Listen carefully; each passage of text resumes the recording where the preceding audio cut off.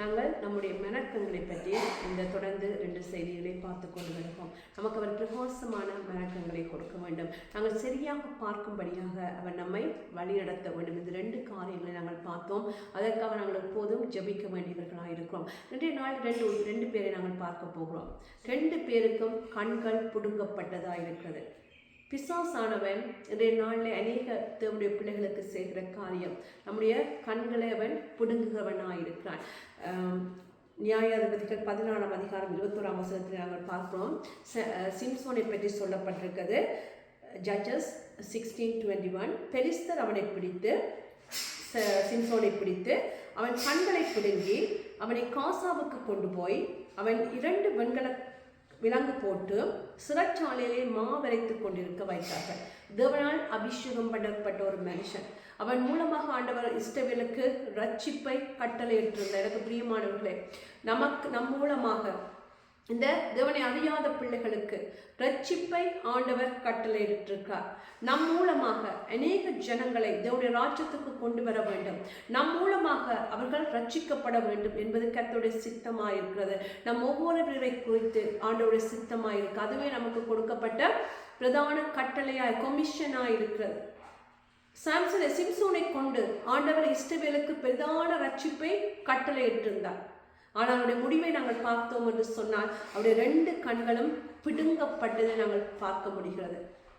அவருடைய எதிராளியானவன் பெலிஸ்தர்கள் அவரை பிடித்து 2 கண்களை பிடுங்கினார்கள். கண்கள் பிடுங்கப்பட்டு போனான். அவனால் அதற்கு மேலாக அவன் பலம் இழந்தவனாக, அவன் அடுத்த காரியங்களை பார்க்க முடியாதவனாக அவன் மாறி போனதை நாங்கள் பார்க்க முடிகிறது.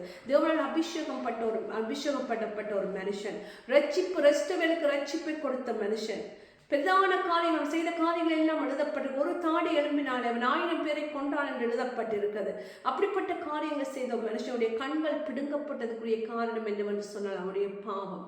திரும்ப திரும்ப ஆண்டவர் எச்சரித்தும், அவன் திரும்ப திரும்ப அநேக சந்தர்ப்பங்கள் கொடுத்தும் அவன் தொடர்ந்து ஒரே பாவத்தை செய்தபடினால் அவருடைய கடைசியில் அவனுடைய நிலைமை, பரிசுத்த ஆவியானவர் அவனை விட்டு விலகி போனார். அதை கூட அவன் அறியாதவனாயிருந்தான். அப்படியாக அவன் தெல்லாவுடைய மடியிலே படித்துக் கொண்டவனாயிருந்தான்.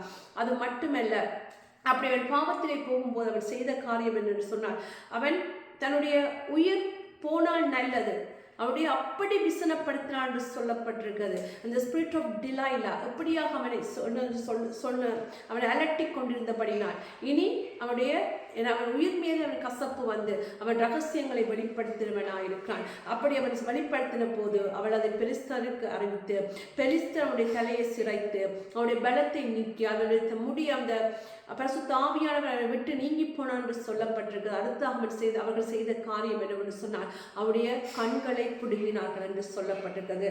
2 ராஜாக்கள் 25ஆம் அதிகாரம் 7ஆம் வசனத்தில் இன்னொரு சம்பவத்தை பார்க்கிறோம். இந்த 2 சம்பவத்திலும் வேதம் நமக்கு அவருடைய கண்கள் பிடுங்கப்பட்டதை சொல்லப்பட்டிருக்கிறது. அவர்கள் பார்வை இல்லாமல்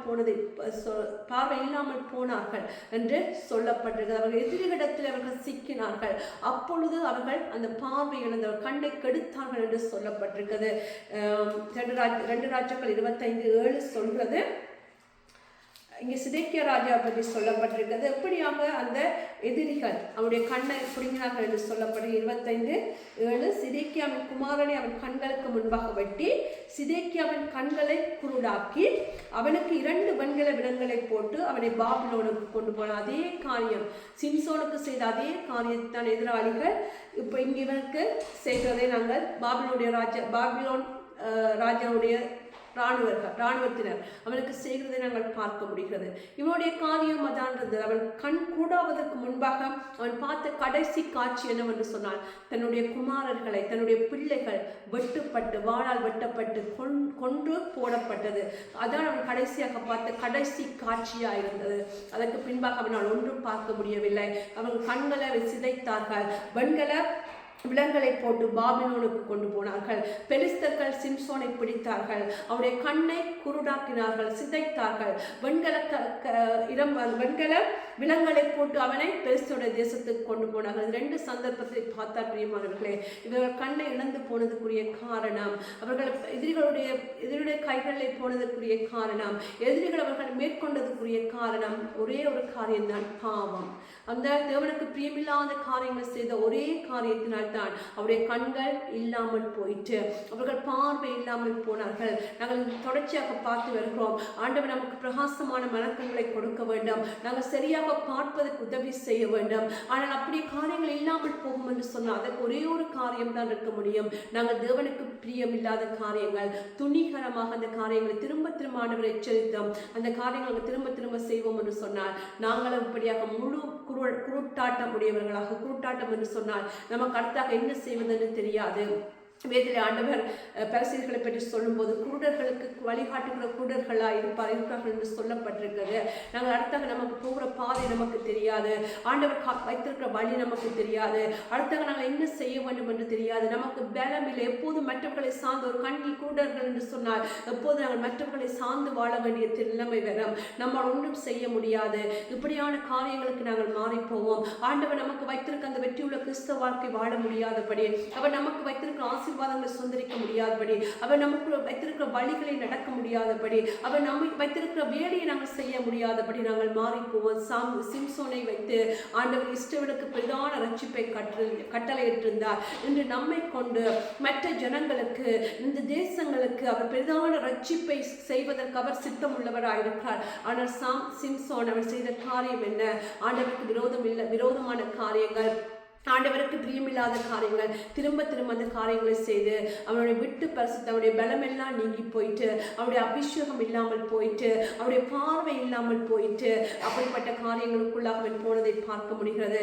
வேதம் சொல்கிறது, சங்கீதக்காரன் ஜெபிக்கிற காரியம், ஆண்டவரே துணிகரமான பாவத்துக்கு என்னை விலக்கி காரம், என்னுடைய காரியங்கள் ஒன்றும் என்னை ஆண்டு கொள்ள ஒட்டாதையும். இப்படியாக நாங்கள் ஜெபிக்கும் போது ஆண்டவர் நம்மை பாதுகாக்க வல்லவராயிருக்கிறார். அங்கே எங்கே சிதைக்க செய்த காரியம் என்ன? அவர்கள் செய்த காரியம் விக்கிர ஆராதனை, அது மிகவும் பெரிதான பாவமாக இருந்தது.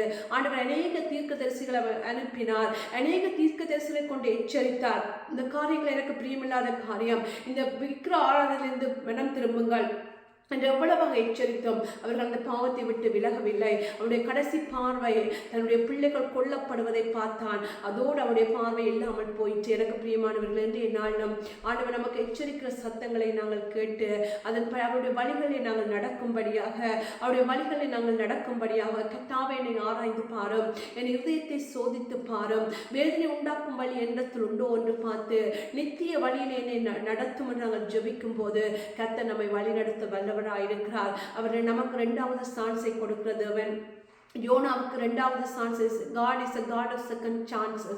அவர் நமக்கு 2வது சந்தர்ப்பங்களை கொடுக்கிற தேவன். அப்படி நாங்கள் நடக்கும்போது, நாங்கள் அவரிடத்தில் வரும்போது வேதம் சொல்வது 1 யோவான் 1:9, நம்முடைய பாவங்களை நாங்கள் அறிக்கையிட்டால் எல்லா பாவங்களை நீக்கி நம்மை சுத்திகரிப்பதற்கு அவர் உண்மையும் நீதியும் உடையவராயிருக்கிறார். அவர் நம்முடைய பாவங்களை கழுவ வல்லவராயிருக்கிறார்.